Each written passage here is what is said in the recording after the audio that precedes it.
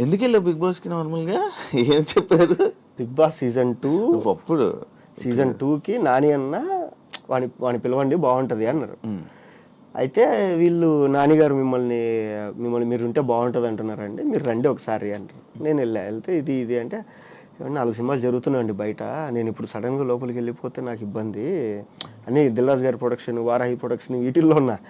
అయ్యో ఇబ్బంది అండి, తేజ గారు చెప్పింది గుర్తొచ్చింది, ఎప్పుడు లాక్ అయిపోద్ది ఎక్కడే కానీ, ఇలా అండి అంటే నెక్స్ట్ సీజన్ చూసుకుందాంలేండి అని చెప్పిన ఊరిక. సరే ఓకే అన్నారు. సీజన్ 2 అయిపోయిన తర్వాత నాకు భయం ఎత్తుకుంది, ఇది బిగ్ బాస్ అంటే ఇలా ఉంటుంది అని. కౌశల్ ఆర్మీ అప్పుడు సీజన్ 2 తర్వాత వీళ్ళు సీజన్ 3కి ముందు నుంచే ఫోన్ చేస్తారు నాకు. ఏది ఆగస్టులోనో జూలైలోనో స్టార్ట్ అయితే నాకు మార్చ్ ఏప్రిల్ నుంచే ఫోన్లు చేస్తారు. నేను ఏదో ఒకటి చెప్పి తప్పించుకుంటున్నా. అప్పటికి రొమాంటిక్ మూవీ షూట్లో ఈడున్నాం, గోవాలో ఉన్నాం. నా పక్కన అలీగారి తమ్ముడు కయ్యమని ఉన్నాడు. ఎవర్రా ఫోన్ చేసిన ప్రతిసారి ఏదో ఒకటి చెప్తున్నావు ఏంట్రా అన్నాడు. లేదన్నా ఇట్లా బిగ్ బాస్కి రమ్మంటారు, నాకేం భయం వేస్తుంది పోవాలంటే, పోకుంటే బాగా అది పోతే డబ్బులు వస్తాయి కానీ ఇదన్నా అంటే, అరే ఏం కాదు, నువ్వు బయట ఎలా ఉంటావో వెళ్ళి అలాగే ఉండు, నువ్వు జనాలకి నచ్చితే ఓకే, నువ్వు ఖచ్చితంగా నచ్చుతావు, నువ్వు నీలాగుంటే నచ్చుతావు, నువ్వు ఎప్పుడైతే దొంగ నాటకాలు ఎచ్చావో నచ్చవు, నువ్వు నీలాగుంటే కనుక నచ్చుతావు, నువ్వు వెళ్ళి హ్యాపీగా డబ్బులు ఇస్తారు, తెచ్చుకో, పెళ్లి కావాల్సిన పిల్లోడు డబ్బులు వస్తాయి కదా, ఓన్లీ డబ్బుల కోసం పో అన్నాడు. సరే ఓకే అని చెప్పేసి ఫోన్ చేసి వాళ్ళకు, నాకు మీరు మంచి డబ్బులు ఇస్తే వస్తానండి అన్నారు. వాళ్ళు సరే అని చెప్పి నేను అడిగినంత ఇచ్చారు. అది అప్పటికి టాప్ 3 పేమెంట్ అది. అమ్మ నాకేంది ఇంత డబ్బులు ఇచ్చారు వీళ్ళు వీక్లీ, బయట ఇంత కష్టపడినారావు, ఇదేంది ఇది అనుకుని మా అమ్మకు ఫోన్ చేసిన, అమ్మ ఇట్లా అంటే ఇంకేముందిరా హ్యాపీగా వెళ్ళి బాగా తిని కూర్చొని పడుకొని డబ్బులు తెచ్చుకోపోవాలి. సరే ఓకే అని చెప్పేసి పోయినా. నేను 2 వారాలు ఉంటే చాలు అనుకున్నా, 12 వారాలు ఉన్నా. అదే 12 వారాలు. అది 12 వారాలు ఎంత సంపాదించావు? చెప్పకూడదు అది బయటికి, నువ్వు చెప్తావా? బిగ్ బాస్ అనే కదా, ఏమైనా సంపాదించుకున్నావా మొత్తం డబ్బులు? సంపాదించుకున్నా. ఫస్ట్ బిగ్ బాస్ 1కి వచ్చింది ఒక హౌస్ డౌన్ పేమెంట్ కట్టేసిన 40 లక్షలు. తర్వాత 40 లక్షలు వచ్చింది ఫస్ట్ 3/3కి. వచ్చిందంటే 40 లక్షలు పెట్టా, వచ్చిందంటే 40 లక్షలు డౌన్ పేమెంట్ కట్టేసిన ఒక ఇంటికి. తర్వాత ఓటీటీ సీజన్ మనకు వచ్చింది, ఈ మధ్యలో సినిమాలు సంపాదించుకుంది అంతా కలిసి ఒక సినిమాకి పెట్టేసిన, దాని రిలీజ్ కోసం కింద మీద పడుతున్నా. కాదు, ఏమైనా ఉపయోగపడిందా నీకు బిగ్ బాస్? పడింది. బిగ్ బాస్ నుంచి వచ్చిన తర్వాతే కదా నాకు బిగ్ బాస్ అంటే ఏమైందంటే, ఇప్పుడు ఒక సినిమాలో క్యారెక్టర్కి 10 మంది ఆప్షన్లు ఉంటే అందులో నేను 8, 9 ఉండేవాడిని. బిగ్ బాస్ నుంచి రాగానే ఏమైందంటే ఈ ఆప్షన్ అనేది 1, 2కి వెళ్ళిపోయింది. సో రెమ్యునరేషన్ కూడా కొంచెం పెంచారు. ఓకే, అట్లా. ఓకే. నీ సినిమా కాంట్రవర్సీ ఏంటి? ఏం కాదు, మెసేజ్లు పెట్టి ఏదేదో చీటింగ్ ఇది అది. వాడు మా డైరెక్టర్, వాడు ఏంటంటే ఇద్దరం కలిసి చేసుకున్నాం. అప్పుడు వేరే పేరు ఉండేది కదా, సినిమా పేరు ఏంటి?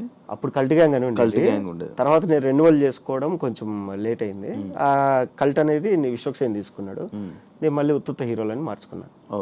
సో గొడవ ఏంటంటే, వెళ్ళా డైరెక్టర్ కమ్ కెమెరామెన్ మా ఫ్రెండ్, సో పిలిచి రారా సినిమా చేసుకుందాం ఇద్దరము అనుకున్నాను. షూటింగ్ వరకు నేను పెట్టాలి, పోస్ట్ ప్రొడక్షన్ వాడు పెట్టాలి. షూటింగ్ అయిపోయింది, తర్వాత పోస్ట్ ప్రొడక్షన్ నాకు డబ్బులు లేవన్నాడు. డబ్బులు లేవన్నప్పుడు ఎట్లా, సరే ఇది కూడా నేనే పెట్టేస్తాలే అని చెప్పేసి మొత్తం అంతా కంప్లీట్ చేసుకున్నాము. మొత్తం అంతా అయిపోయిన తర్వాత ఇప్పుడు నాకు తెలిసిన పరిచయాలతో మైత్రి డిస్ట్రిబ్యూటర్స్ ఇలా అందరినీ కలుస్తున్నాం. వాడిని నేను వెళ్ళి కలుస్తున్నాడికి మనోడు ఏంటంటే కొంచెం ఊహల్లో ఉండిపోయాడు. ఏది సినిమా అయిపోగానే ఇంత డబ్బులు వచ్చేస్తాయి, నేను ల్యాండ్ తీసుకోవాలి, కార్ తీసుకోవాలి, ఇది మొత్తం ప్లాన్ చేసి నేనేది ఫస్ట్ సినిమా బయటకు వచ్చేదాలని చెప్పి నేనున్నా.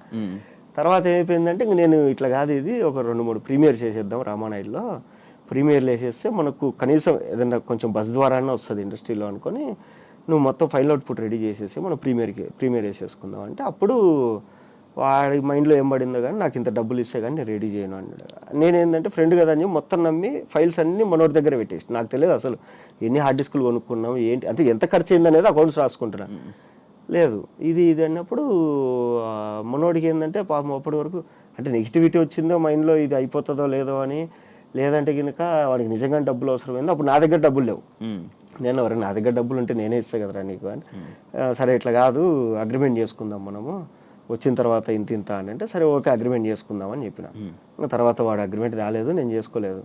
నేనేమన్నా అంటే, సరే అయితే నువ్వు సైలెంట్గా ఉంటే నేను సినిమా మొత్తం రిలీజ్ చేసేసి వచ్చిన డబ్బులు వచ్చిన తర్వాత నిన్ను పిలిచి నీకు ఇవ్వాల్సింది నీకు ఇచ్చేస్తాను అంటే, అప్పటికే ఇచ్చేసిన కొంచెం డబ్బులు, ఇవ్వాల్సింది ఇస్తా అన్న.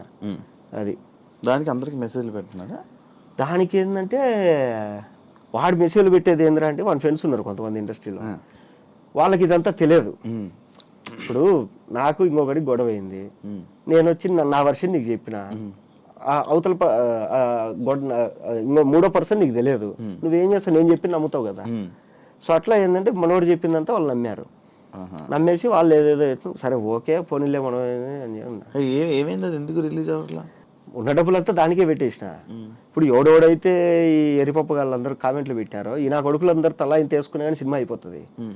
జేబులోంచి డబ్బులు తీసి ఏమైనా హెల్ప్ చేయండి అంటే ఓడి చేయట్లే, ఎవరికి కామెంట్లు పెడతారు అంతే. కామెంట్లు పెడితే ఏం చేసుకోవాలి, ఏడు ముడ్లు పెట్టుకోవాలి ఎన్ని కామెంట్లు.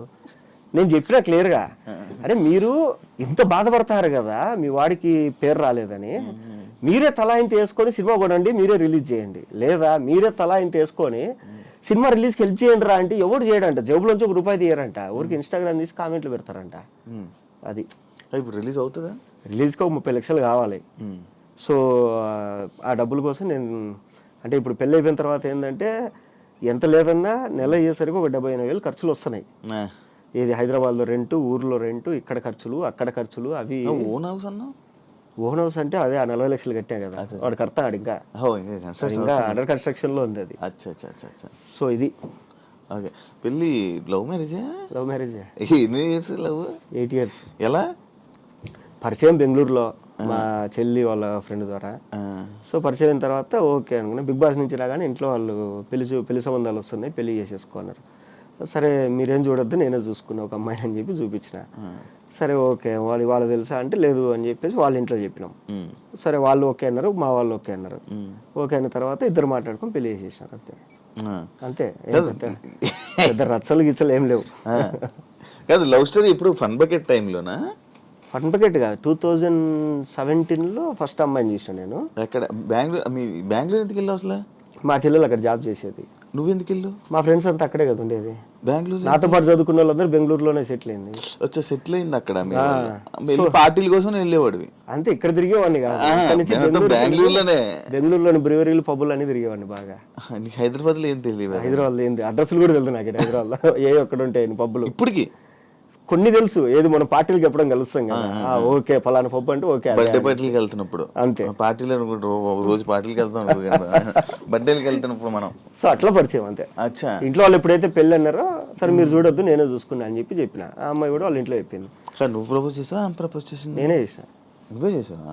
ఓకే. మనకు ప్రపోజ్ చేసేంత ముఖం ఏముంది, సెలబ్రిటీ కదా, ఏముంది సెలబ్రిటీ అయితే. నేను అడగడమే డైరెక్ట్ పెళ్ళి అన్నా. అప్పటికి ఆ అమ్మాయి చదువుకునేది. ఇట్లా